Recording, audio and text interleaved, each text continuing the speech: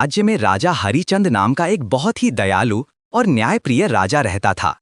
उसके राज्य में लोग खुश थे और चारों ओर शांति थी। परंतु राजा के मन में अहंकार धीरे धीरे बढ़ने लगा। उसे लगने लगा कि राज्य उसकी शक्ति और बुद्धि से चल रहा है। एक दिन दरबार में एक बूढ़ा साधु आया। उसने राजा से कहा, राजन, अहंकार मनुष्य को नीचे गिरा देता है। अपने कर्मों से ही व्यक्ति बड़ा होता है, पद से नहीं। राजा ने हंसकर कहा, मेरे बिना ये राज्य एक दिन भी नहीं चल सकता। साधु मुस्कुराया और बोला, ठीक है राजन, एक दिन तुम समझ जाओगे। यह कहकर वह साधु चला गया। राजा बना भिखारी। अगले ही दिन किसी कारण से राज्य में विद्रोह हुआ। मंत्रियों ने राजा के खिलाफ षड्यंत्र रच दिया। राजा को महल छोड़कर भागना पड़ा। कुछ ही दिनों में उसके पास न धन बचा, न वस्त्र, न भोजन। वह सड़कों पर भिखारी बन गया।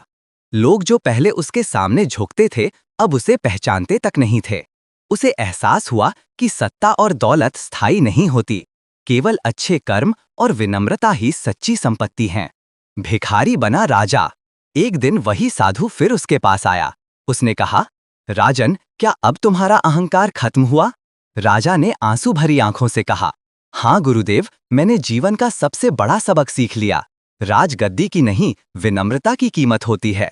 साधु ने मुस्कुराते हुए उसे आशीर्वाद दिया। उसी रात राज्य में फिर बदलाव आया और मंत्रियों की चाल उजागर हो गई। जनता ने अपने पुराने राजा को वापस बुलाया। राजा फिर से सिंहासन पर बैठा, लेकिन अब वो नम्र, दयालु और बुद्धिमान राजा बन चुका था।